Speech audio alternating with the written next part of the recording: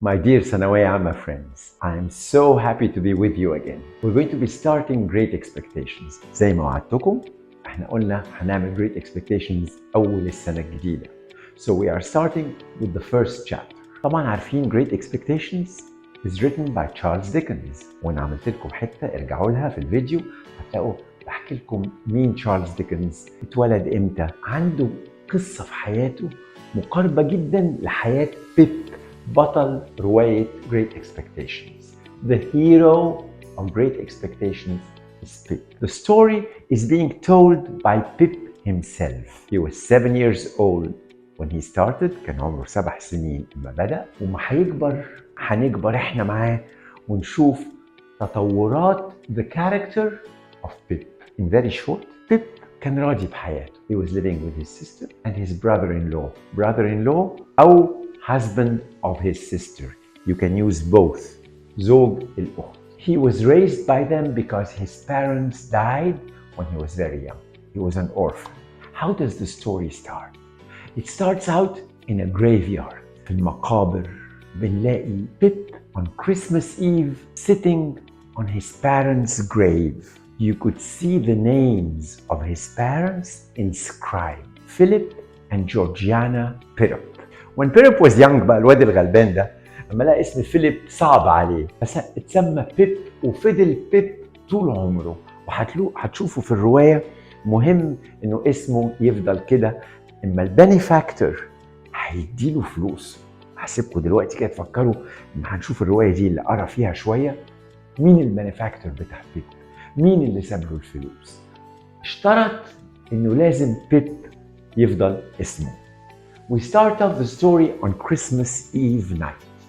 Pip is sitting by the graveyard زي ما قلت لكم وقاعد بيعيط. He is an orphan. يعني ايه orphan؟ عايزكم تعرفوا الكلمة دي كويس قوي في الفوكابولري. يتيم. He is an orphan. He is forced to live with Joe Gargery, who is the village blacksmith and the husband of his sister. ايه الكلمة التانية اللي قلتها لكم دلوقتي؟ فتحوا معايا. Brother-in-law. Okay? Either his husband of his sister or his brother-in-law. أخته بقى, there is 20 years difference. And she is very short-tempered, fierce, always hitting him with a stick. And Joe Gargery, his brother-in-law, is a gentle giant. راجل ضخم كبير وقلبه رهيف جدا. بيدافع عن بيب دايما من أخته. All through he was his only friend. Pip was sobbing. احفظوا كلمة sobbing. Sobbing بيعيط، بينهنه بالأصح. كده sobbing with a loud voice. In the marshes. The graveyard was in the marshes. يعني ايه المارشز؟ مستنقعات. زي في المستنقعات. كويس؟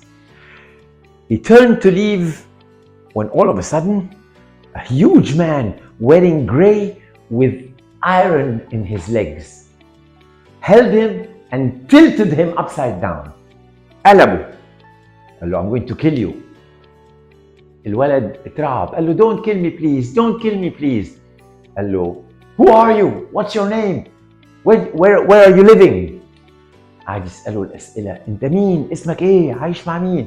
فبيقول له أنا اسمي بيب وأنا عايش مع الحداد بتاع القرية جو جارجري. قال له حداد؟ وراح ماسكه كده جامد وقال له if you don't bring me a file أدوات حدادة and some food tomorrow I'm going to kill you. I have a friend who eats the heart out of young children. أنا عندي صديق بياكل قلب العيال الصغيرين.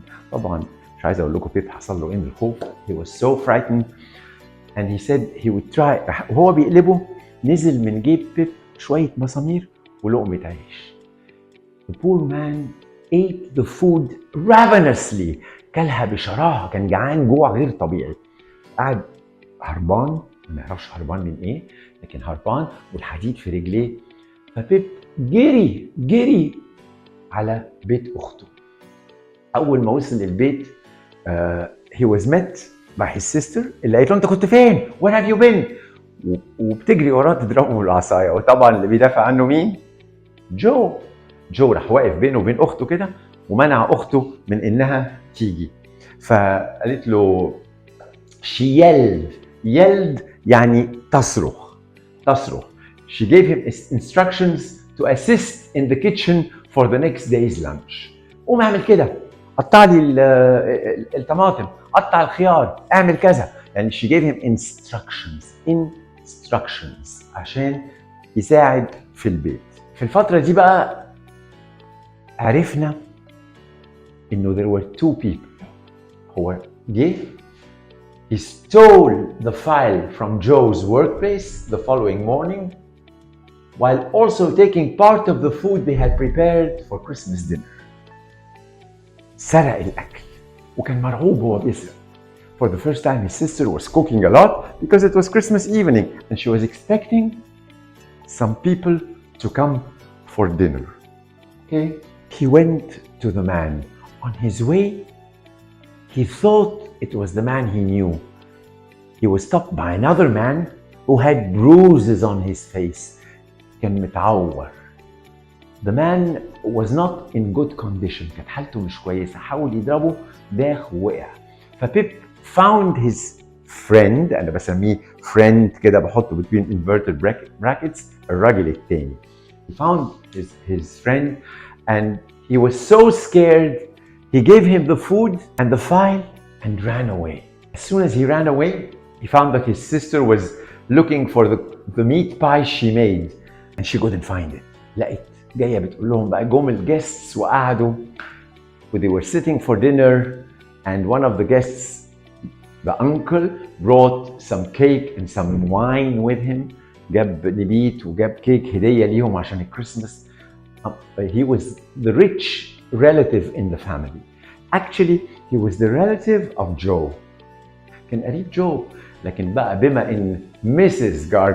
Joe Gargery شافته انه غني وعنده فلوس فاتباهت بيه وقالت ده قريبنا احنا مش قريب جوزها، وعملت كده هيصه حواليه وطالعه بتطلع لهم الاكل وفرحانه لقت البورك باي مش موجود، اتسرقت. جايه تقول قدام الناس I've been stolen. The pork pie is not there. في اللحظه دي بيب جاله رعب وقال هجري من البيت. جاي بيجري من البيت بيفتح الباب لقى شرطه واقفه وماسكين handcuffs في ايديهم. handcuffs. Okay?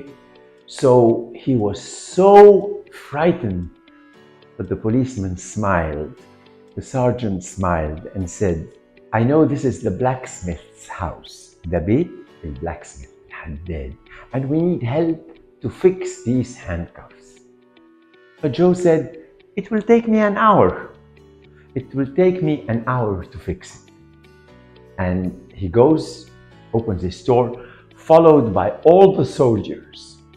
They go with Joe, except for the sergeant who sits with Uncle Pumplejack and Mrs. Gargery and the guests all drinking, and it was very joyful for all of them. Joe repaired the handcuffs, okay? And in return, the sergeant عزم جو وبيب ييجوا المارشلز يحاولوا يقبضوا على convicts, the two convicts. احنا عرفنا الأول there was one and then the other appeared. And it seems they were having a fight together. What happened here is very nice. The police caught the two. The first convict kept saying, I brought the convict to you. أنا اللي جبت لكم الكونفيكت. أنا مفيش حديد عليا شايفين. عشان بيب كان جاب له الفايل اللي قطع بيه رجليه ورماها بعيد فعامل نفسه a free man. But the police took them both. What happened here is very, very important. Pip was so scared that his friend يفتكر انه he betrayed him. يعني ايه betrayed؟ خانه، انه هو اللي جاب الشرطة. بس الراجل تفهم الموقف وراح قايل ايه؟ انا اللي سرقت البورك باي والبراندي. لان الحقيقة بيب وهو بيسرق البراندي عمل حركة لذيذة قوي. خد البراندي في ازازة وخاف اخته تعرف ان هو خد البراندي، راح مليها للاخر بشويه ميه عشان يضحك على اخته، وادى البراندي للراجل وقال له it will keep you warm. it will keep you warm. الراجل حس بأول حركة حنية من شخص ما كانش عمره حد حن عليه، فهو حاول يدافع عن بيب وراح قايل I stole the pork pie. فجو راح واقف كده وكلهم طبعا، وبيب طبعا a sigh of relief، a sigh of relief، عمل الحمد لله، a sigh of relief، يعني انا طلعت بريء. والراجل راح باصص له eye to eye جوه عينيه ومشي مع الشرطه.